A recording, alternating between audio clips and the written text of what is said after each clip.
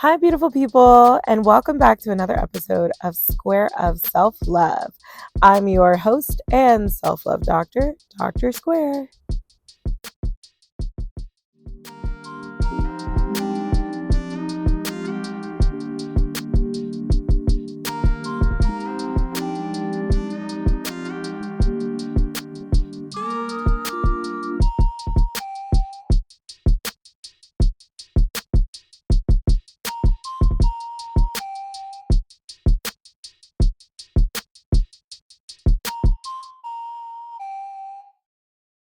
Hi, friends. Man, what a week it's been.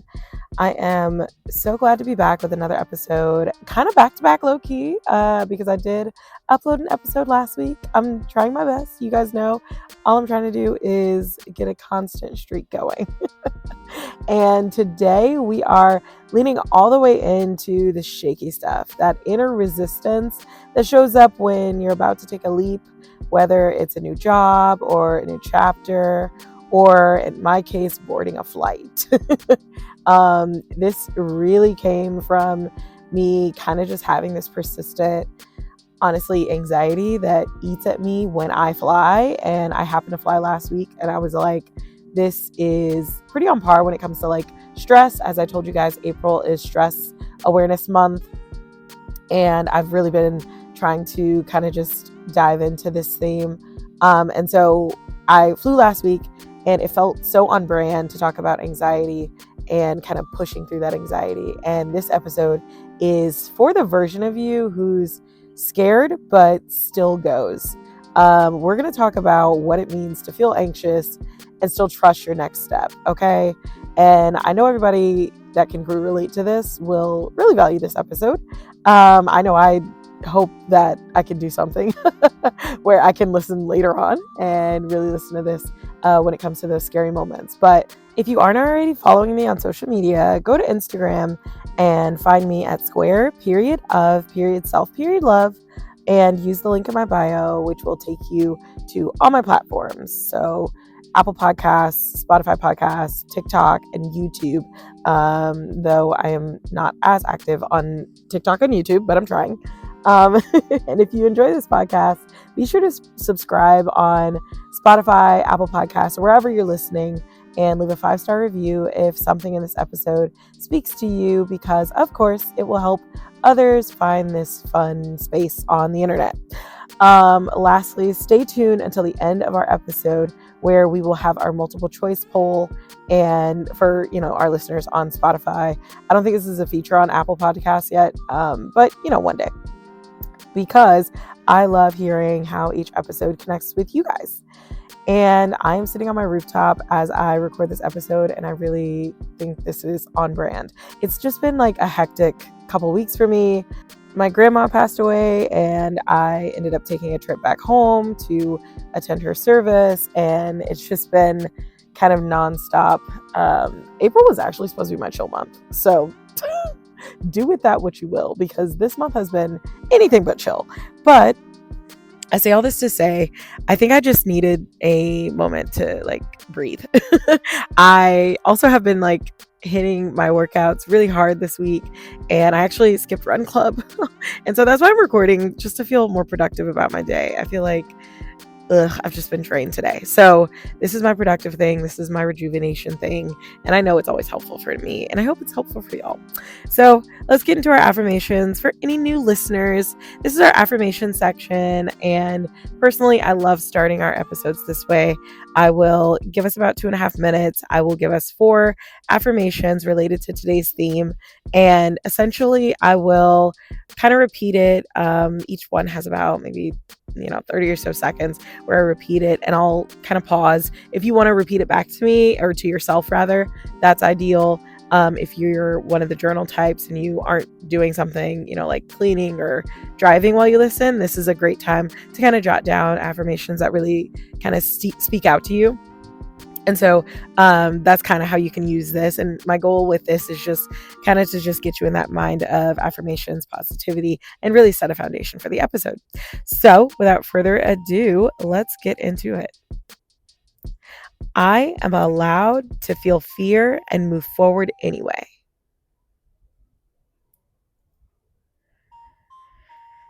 I am allowed to feel fear and move forward anyway.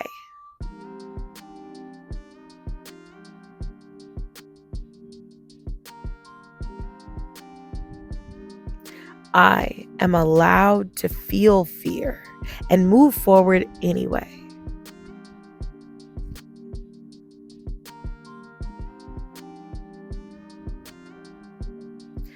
Every step I take is guided, even when I cannot see the full path.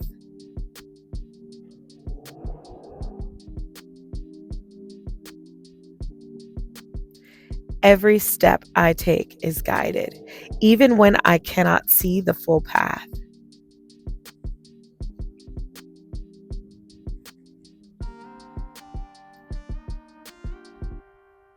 Every step I take is guided, even when I cannot see the full path.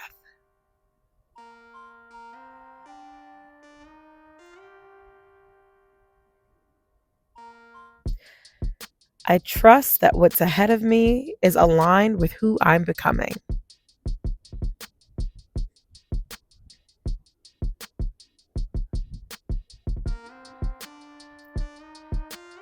I trust that what's ahead of me is aligned with who I'm becoming.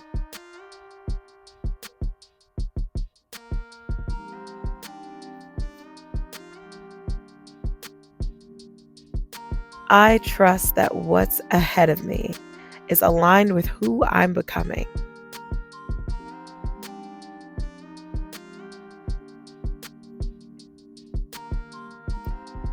I am supported, grounded, and strong enough to try something new.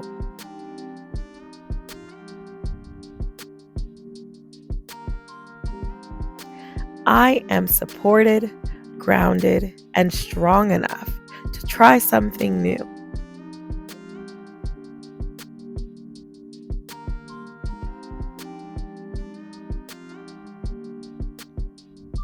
I am supported, grounded, and strong enough to try something new.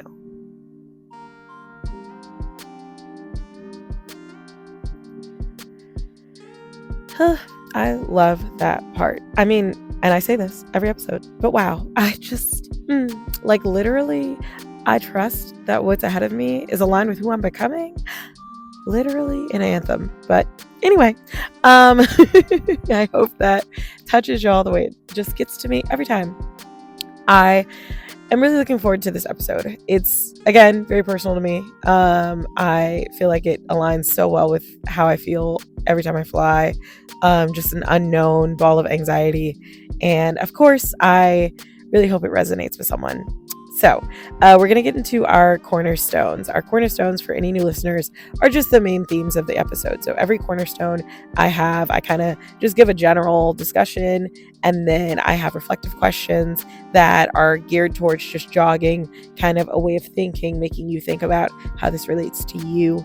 Of course, I don't know you, so you can't take it personal. And this is a nice way to kind of just like get you thinking in a different mindset, or maybe a guided mindset. I don't know. And then I also share an anecdote, kind of just like my own experience as it relates to each cornerstone. And then lastly, I really enjoy this part. I've started kind of linking research, backing up all the things that, might relate to the cornerstone. Because I do want this to be kind of like a therapy podcast. And I also think it's really beneficial to have, evidence to what I'm saying. And maybe if you're interested in research or, seeing what other things are out there or discussions about it, this is a great way for you to kind of get into that. So let's talk about our first cornerstone. Anxiety is not a full stop. And I really want to start here because a lot of times I know for me, I can feel anxious, overwhelmed, and I get into the habit of kind of just stopping and thinking, okay, well, that's a sign. But anxiety can feel like a shutdown, a warning, a reason to wait. But I want to offer an opportunity to kind of reframe that. What if it's none of those things? What if it's just your body recognizing that something's new, not something's wrong, right? And I think we're trained to feel like our intuition is our sign to stop. But I really believe that that's the natural response when you care about something, or when you're passionate about something, or when something matters to you and you don't know what's ahead. Your nervous system isn't trying to sabotage you, it's trying to protect you. But protection doesn't always equal truth. And especially when you don't know what's on the other side of, that corner or the roundabout. And I know me personally, I can get paralyzed by that feeling of, this must be my sign to stop. This must be my sign that it's not meant for me. And I really want to challenge myself to reframe that mindset. And so let's get into our reflective questions for this cornerstone. Oh my goodness. I think that was a crow. I don't know. There's a really pretty bird. Somebody. I hope it got into this recording. But anyway. So let's get into our reflective question for this cornerstone. What is my anxiety trying to protect me from?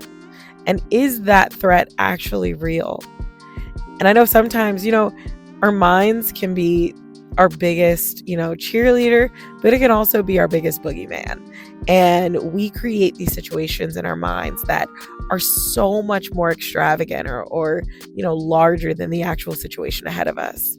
And oftentimes when we aren't used to kind of driving into that anxiety, we make it even more elaborate, right? We make it even more of a dangerous situation. Oh, I can't do this. I can't do that. I don't know. Something's telling me this isn't right. But you'll never know unless you try. And I'm talking about like the healthy things, right? Let's not go crazy. But I really want to just kind of encourage us and empower myself included when it comes to those moments of anxiety to push through it. Yes, you feel anxious. Yes. And a lot of the times for me, that anxiety is so rooted in not knowing what's ahead. I'm not saying I'm a control freak. I wish I was more of a control freak, honestly. But I just know, especially in terms of flying, it's just because I simply am not in control at all of that situation. And, if this pilot wants to take us to Thailand, although, I would love it. Like, truth be told, if I'm on a plane back to my hometown and I end up in Thailand, like, okay, fine, that's a detour. But all that's to say, like, there's zero control for me. So I'm already towing into my anecdote. Sorry, guys. So let's do our other reflective question. When have I done something before, even while afraid? And how did it turn out? And I love this self-reflective question because it gives us context to kind of overriding that anxiety.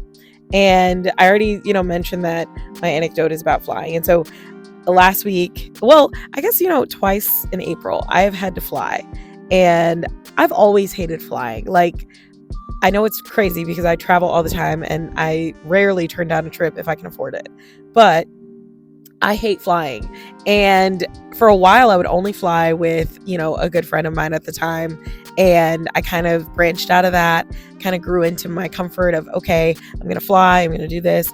I literally say goodbye to my loved ones like it's the last time I will speak with them. I know. And it's so dramatic. But, it's just one of those feelings. It's just terrifying to me. And I get up in the air and I'm like, oh my God, when is this going to end? It's gotten easier for me, but honestly, I don't know that it'll ever go away. And, that's just okay. I've learned to just sit with that anxiety because truthfully, anxiety is a sign of living, right? Like it's a feeling and it's a good feeling if you can learn to work with it and use it as your superpower. And so last week I had to fly and the fear had me so tense before I even got to the airport. It's everything around it, right? Me packing, me sleeping the night before or lack thereof. And I noticed something. The fear wasn't about the plane at all. It was about me letting go of what little control I could have had, right? And still, I boarded anxious, sweaty, stressed, all the things. And bless Astro's heart, I had him with me. But I made it. And it reminded me that bravery isn't fearlessness, okay? It's motion despite everything that your body might be telling you. Okay. And obviously I was very proud of myself. I'm always very proud after I finish a flight because it takes so much out of me, but really it speaks to so much more. And I can even speak to, coming to DC for residency. That was such a big journey. And that in particular, honestly, I had so much less anxiety about that than I did flying because all of that felt so natural. And, I'll get into that probably in my next, cornerstone. But for this one in particular, really just starting with the idea that working through that anxiety anyway. And of course, I'm going to include a therapy tip for you guys, or a exercise that is rooted in psychological practices. And that'll kind of be something that is more applicable in this realm. But let's talk about our research connection when it comes to this cornerstone. A 2023 study from Mindfulness and Self-Compassion Quarterly found that individuals who practice mindful awareness of anxious sensations are more likely to take value-based action, proving that anxiety doesn't block self-love. It's the space where self-love begins. Isn't that nice? And I really think it's important to learn your body's response to anxiety. I know for me, it's the butterflies in the stomach. I feel butterflies in my stomach. My skin feels numb. I hear a ringing in my ears. And that feeling is so uncomfortable, and it's never going to be comfortable, but I'm learning to just push through it anyway. Okay. And I know that's easier said than done. I say that every episode, but it's true. Working with yourself, learning your body, giving yourself grace. That's like the themes of all of my episodes. Okay. Cornerstone 2, order my steps, even in uncertainty. And this kind of goes back to what I was saying about, moving to DC, but we'll get to my anecdote in a second. But generally, courage is usually quiet. Okay. It's in the checklist. It's the carry-on bag, the journal entry that says, I don't know what's ahead, but I'm going, because I absolutely wrote that. I have a journal with my mom, and I wrote basically like, oh my goodness, like, I'm so nervous about this flight. I don't know what's going on. Sorry guys, my dog we're outside. I already told you, so he might get a little vocal. But I wrote in a journal entry that, how nervous I was. And it was just the lead up, right? And we think bravery is loud, but real bravery looks like intention. Okay. It looks like asking, what's the next right thing? And trusting the answer without needing the entire itinerary. Okay. And I know some people are, planners. They have to know every detail down to the minute. I'm definitely not like that. I'm more of a type B. I'm like a type B, type A person. You know what I mean? Like, I'm not type A enough to be on all the details all the time. And I'm a little less type B than most type Bs. I don't know. But the point is, you have to have a sense of, I'm not going to know everything, but I know that what I'm capable of, and I know that I'm confident in the tools that I've been afforded to move forward and make the right decision, right? And so that's kind of the ways I have to navigate, right? And so just going to our self-reflective questions. What does an intentional next step look like for me right now, even if I'm scared? And I don't know what you might be going through. I know for me, I have a lot of things coming up, and I don't know how any of it's going to unfold, right? Well, I can't say any. I don't know how most of it's going to unfold. But the point being that even though you might not know what's coming, how can you build confidence to move forward despite that feeling of scaredness and apprehension? And then our next self-reflective question is going to be, am I moving with purpose or reacting from panic? And let's talk about it. Like, if you might not have the tools in your tool belt yet, right? Because it's coming. But if you don't have the tools to necessarily formulate the next steps with confidence, maybe you've only ever operated in a space of reactivity, then this might be really new for you. I mean, that goes back to my point of saying, if this is something you hardly ever do, then it's only going to be that much harder for you to try the first time. But as you flex that muscle, it will get easier and easier each time, because you'll be more confident in your ability to navigate within the unknown. And this was actually something that I became more aware of just within myself when it came to moving for residency. So, of course, I have really only lived in like 2 places, right?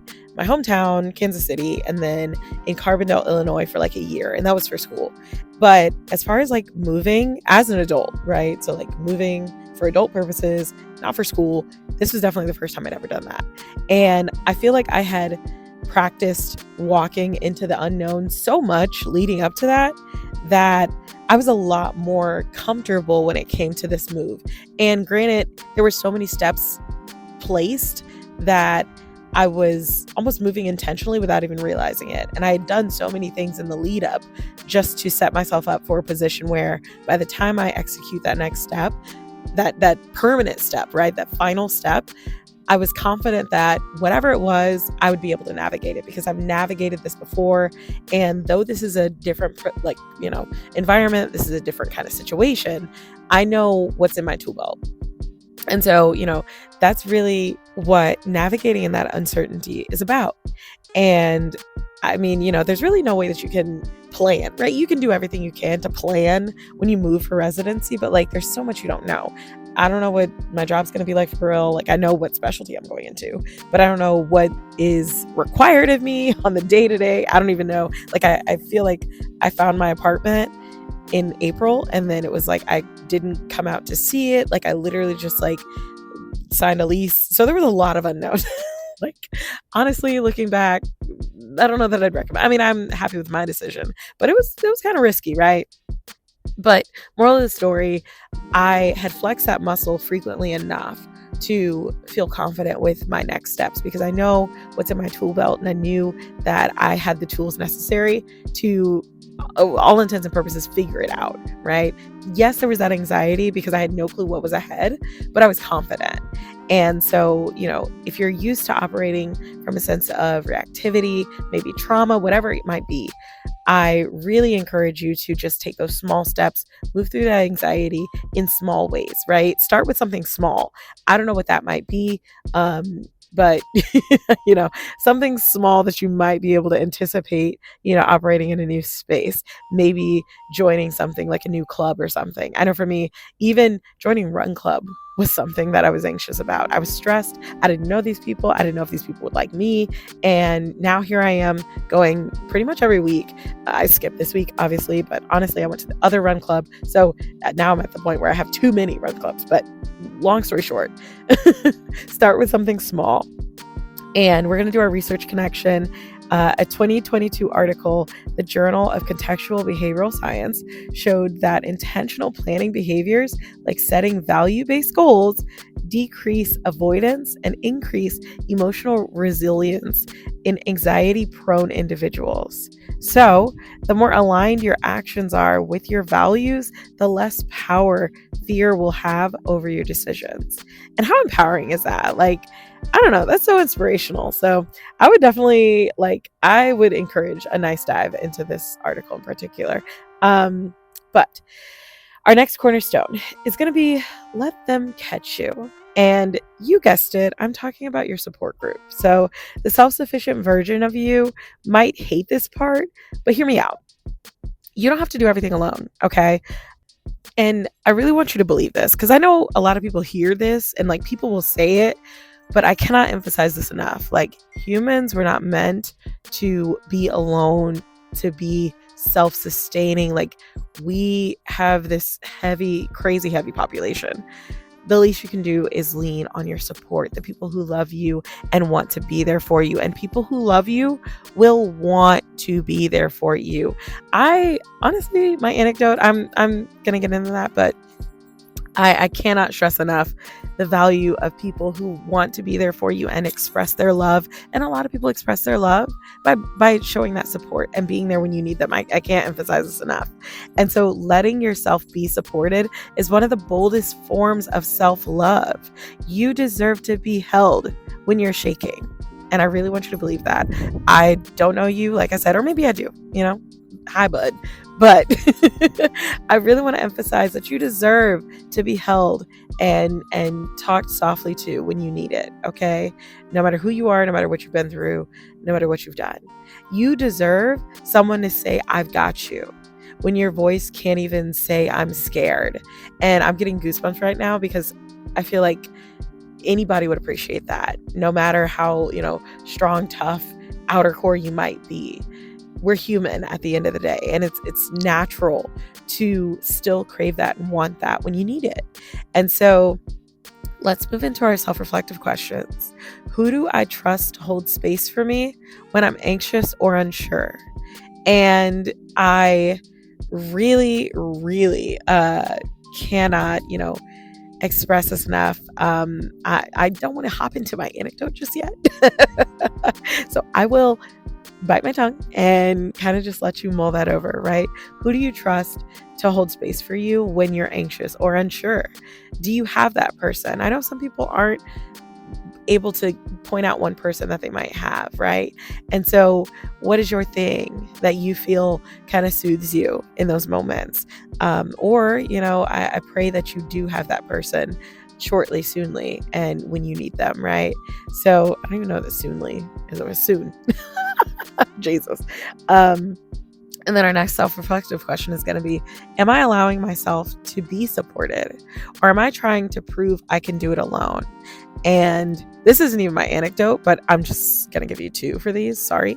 But one of my best friends, she is she is a self-running machine, right?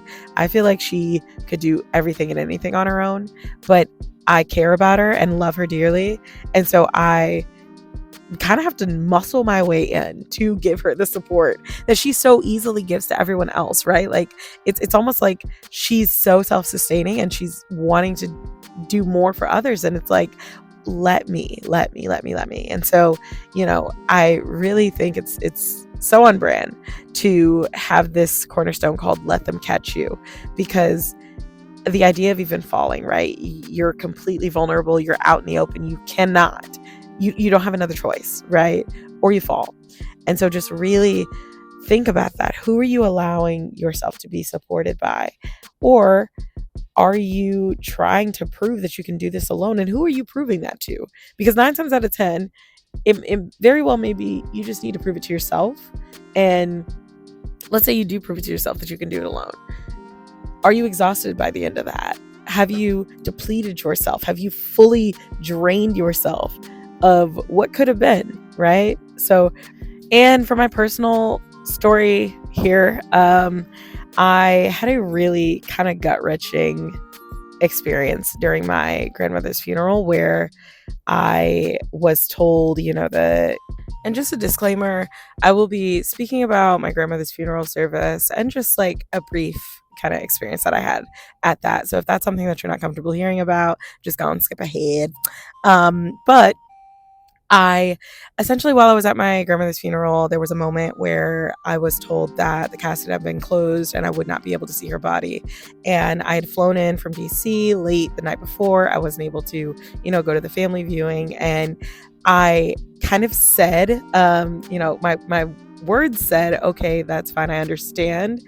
I was just kind of in a place where I wanted to be, the least amount of resistance. I know it was a heavy day for everyone, but my body began reacting so easily. Like I immediately felt overwhelmed. I started tearing up. I'm not a crier, if anybody knows me. So like the fact that I was about to cry, honestly, just like frustrated me.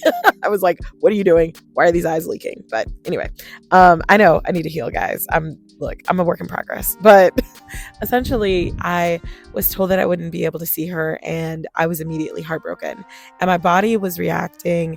And in that moment, I honestly couldn't help myself. I was completely helpless. I just kind of said, okay. And I was just kind of taking it all in. And then my cousin actually spoke up and said, no, that's not right. I think it was myself and my dad. And so, two very, I think, important people for my grandmother and because it was his mother. And my cousin actually spoke up and really was the change agent and the advocate in that moment. And she was my support in a moment where I was not supporting myself, and I cannot express how grateful I was, because I was able to see my grandmother before, she was laid to rest, and I really appreciated that. And I expressed so much gratitude toward, my cousin, but really just thinking about in those moments, she had asked me, hey, like, are you sure you're okay? And I was like, yeah, it's fine. But she knew in her heart, something was wrong. And obviously she could see that I wasn't okay. And so good on her. Like I cannot express how grateful I am for her for that. But realizing how important it is to use those people who are in our lives for support, and they want to support us and they want to advocate for us. And oftentimes I think a lot of good people struggle with that because they know how much work it might take, but realizing honestly, usually those are the people who need the support the most, right? Realizing that those people who are always doing for others are the ones who need someone to do for them. And so if that's you, taking that into consideration and realizing that you are the type of person that people want to do for, and it's an honor in some ways. And I know for me, I have friends that I love and they do so much for everyone else, and I feel so good when I can do for them. So I can't emphasize this enough. Honestly, I think this is just for like one friend in particular. I'm just gonna like force her into the car and make her listen to this part of the episode. Like, let me help you, let me love you, like Lloyd said. But anyway, so let's go into our research connection for this point.